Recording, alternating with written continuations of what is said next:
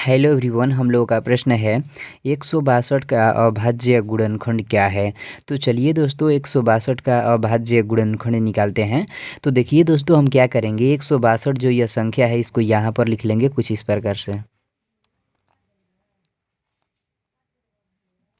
अब दोस्तों क्या करना होता है, इस संख्या को घटाना होता है और सिर्फ अभाज्य संख्या से घटाना होता है।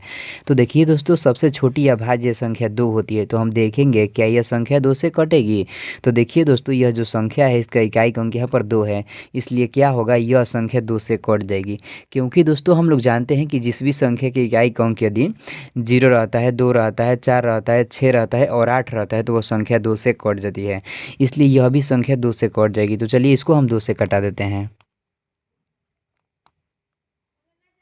दोस्तों हमारे साथ आप लोग यहाँ पर प्रॉपर कटाना सीखिएगा, तो अभी दोस्तों आप लोग इस तरह के अभाज्य गुणनखंड वाले सवाल बहुत ही आसानी से और जल्दी बना पाएंगे। देखिए दोस्तों, यहाँ पर तो पहले 1 है, तो दोस्तों 1 जो यह है ना, इस 2 से छोटा है, इसलिए क्या करेंगे, इस 6 को भी ले लेंगे।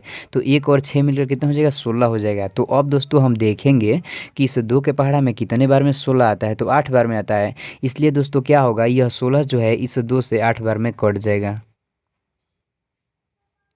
ध्यान दीजिएगा दोस्तों, देखिए यहाँ पर तो 2 है, तो क्या होगा, यह 2 जो है ना इस 2 से एक बार में कट जाएगा, क्योंकि 2 एका ही 2 होता है। देखिए दोस्तों, यहाँ पर तो 81 आ गया। तो देखिए यह जो संख्या है इसका इकाई अंक यहाँ पर 1 है, इसलिए अब यह संख्या 2 से नहीं कटेगी। तो अब दोस्तों हम देखेंगे क्या यह संख्या 3 से कटेगी। तो देखिए दोस्तों, 3 से कटने का क्या नियम होता है, यदि जिस भी संख्या के अंकों का योग 3 से कट जाता है तो वो संख्या भी 3 से कट जाती है।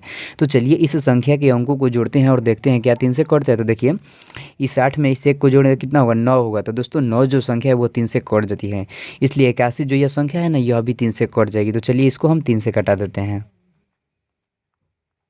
दोस्तों ध्यान दीजिएगा, देखिए यहाँ पर तो पहले 8 है, तो दोस्तों हम देखेंगे कि इस 3 के पहाड़ा में 8 आता है। तो जैसा कि दोस्तों हम लोग जानते हैं कि इस 3 के पहाड़ा में 8 नहीं आता है, तो अब क्या करेंगे, देखेंगे कि इस 3 के पहाड़ा में 8 से कम कोई संख्या आती है, तो हाँ 6 आती है।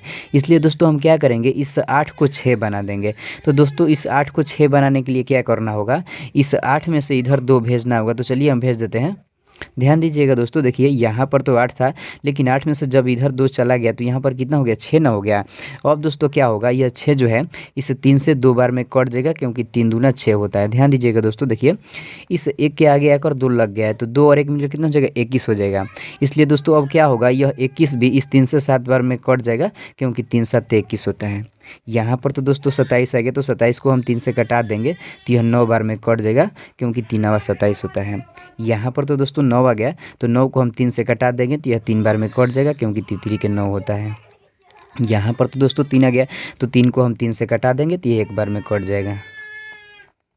देखिए दोस्तों, हम 162 का अभाज्य गुणनखंड निकाल रहे थे, इसलिए अब कुछ इस प्रकार से यहाँ पर लिखेंगे, 162 बराबर, देखिए दोस्तों 162 जो यह संख्या है, 1 बार 2 से कटा है और 1 2 3 4 4 बार 3 से कटा है। तो इन सभी को क्या करेंगे, यहाँ पर गुणे के रूप में लिख देंगे। तो चलिए लिखते हैं, 2 गुणे 3 गुणे 3 गुणे 3 गुणे 3। तो दोस्तों जो यह आ गया ना, 2 गुणे 3 गुणे 3 गुणे 3 गुणे 3, यही क्या हो गया, इस 162 का अभाज्य गुणनखंड यानी कि प्राइम फैक्टर्स हो गया। अब दोस्तों इसको क्या करेंगे, घातांकीय रूप में सजाकर लिख देंगे कुछ इस प्रकार से। ध्यान दीजिएगा दोस्तों, और आप लोग भी लिखना सीख लीजिएगा। देखिए दोस्तों यहाँ पर 162 है, तो 162 को हम इसी तरह से लिखेंगे और बराबर के चिन्ह देंगे। देखिए दोस्तों यहाँ पर 2 सिर्फ है ना जो एक बार आया है, इसलिए क्या करेंगे, 2 को सिर्फ एक बार इसी तरह से लिख देंगे और गुणा का चिन्ह देंगे। देखिए दोस्तों यहाँ पर 3 जो है ना, गिनेंगे इसको कि यह कितनी बार आया है, 1 2 3 4, 3 जो है ना दोस्तों यह 4 बार आया है, इसलिए क्या करेंगे, 3 की घात 4 लिख देंगे। यह जो दोस्तों हो गया ना, यह घातांक के रूप में हो गया।